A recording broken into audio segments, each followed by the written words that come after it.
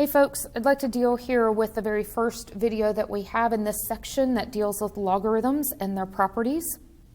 And so a couple of comments here, we're going to be using an a value. Please understand this is the base, and that base needs to be a positive number, needs to be greater than 0, and also it cannot be equal to 1. So when we're dealing with our base, it must be positive and it must be not equal to the number 1. Now, what I have written for you is the exponential form that we dealt with in the last section.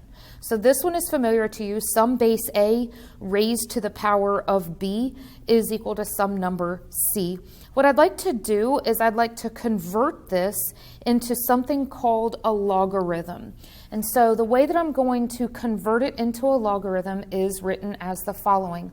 Log base a of the number c is equal to the value of b. Now I've got a little handy graphic in the upper right hand corner that helps you out. So if I want to take the exponential form and if I want to turn this guy into a logarithm, I'm going to use an L. So you'll notice that I have the log base a of the number c is equal to the power of b. So I'm going to use this L.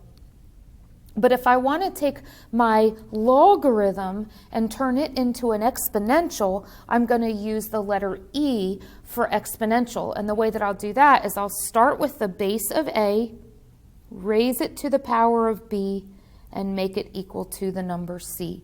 And this is one easy way if you want a log to turn it into an exponential or an exponential to turn it into a log.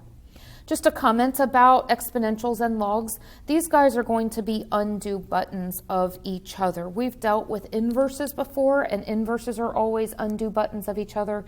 And so what you'll see later on is that exponentials and logarithms are inverses of each other. They undo each other.